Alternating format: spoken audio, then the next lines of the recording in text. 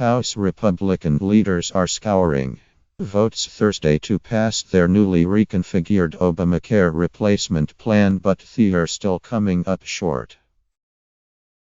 Though they've locked down the support of the most recalcitrant conservatives in the 238-member House GOP conference, the leaders are now on the hunt. Support from moderate members wary of a constituent backlash if they support the health care overhaul. In service of that goal, Speaker Paul Ryan and his top lieutenants released a new bill late Wednesday to remove an exemption for lawmakers and staff from potential health care benefit cuts.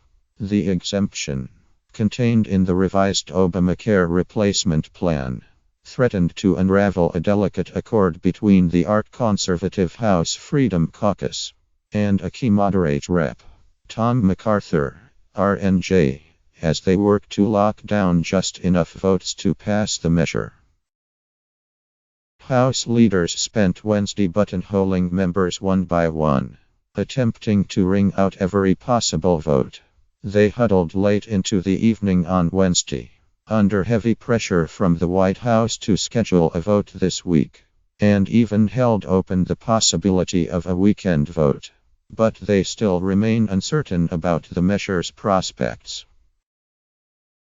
That's despite a Wednesday trip to the Capitol by Vice President Mike Pence to meet with the moderate GOP Tuesday group. The meeting didn't appear to yield any new votes for the measure. The magic number for Ryan and his team is 216, a bare majority in the current 431-member House. No Democrats are expected to support the measure, which guts some of Obamacare's central consumer protections, repeals its taxes, and phases out its massive expansion of Medicaid. That means Ryan can afford to lose no more than 22 Republican votes to pass the bill. But there are signs the whip count among moderates could be a struggle. Several centrist Republicans who backed earlier versions of the proposal are now signaling they are undecided on the current plan. And that's in addition to a small band of hell no votes from both ends of the ideological spectrum. A handful of conservatives say the measure still doesn't go far enough to rip Obamacare off the books. And some moderates say it will leave constituents without enough protections and drive up premiums for older consumers. The Congressional Budget Office also indicated an estimated 24 million more people could go uninsured over the next 10 years under the bill. On Wednesday, House vote counters like Deputy Whip Rep. Patrick McHenry, RNC, could be seen roaming the House chamber, corralling members who opposed the health care measure. Even Rep. Justin Amash, RMIC, one of the most ardent opponents of earlier versions of the health care plan. Amash, a Freedom Caucus member, has told reporters he's still reviewing the bill despite the Freedom Caucus endorsement. At the heart of the revised health care measure are the changes negotiated by Freedom Caucus Chairman Mark Meadows, RNC, and MacArthur, a second-term lawmaker and company chair of the moderate GOP Tuesday group. Under the proposal, states would be permitted to waive some of Obamacare's minimum coverage requirements and consumer protections, so long as they certified that they could offer an alternative that reduces premiums, enhances competition, or increases the number of people with coverage.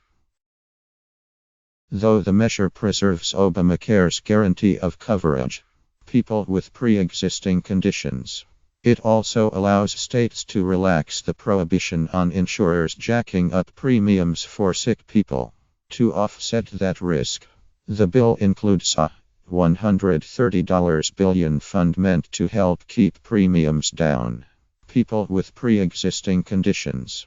But advocates like the AARP and doctors groups worry that it isn't enough. Late Wednesday, House leaders held a listening session for moderates who were still publicly undecided on the bill. Tuesday, Group Company Chair Rep. Charlie Dent has been particularly frustrated by what he argues is a flawed process led to the latest proposal. He said it appeared to be more about Freedom Caucus conservatives, who came under fire, sinking the last version of the health care bill, attempting to shift blame toward moderates. Several conservative advocacy groups like Freedom Works and the Club for Growth opposed earlier versions of the bill but endorsed the new measure. The White House has seized on the conservative momentum to call for a vote this week, ahead of President Donald Trump's 100th day in office on Saturday. But as of Thursday morning, no vote had been scheduled as leaders continued to take the temperature of skittish members.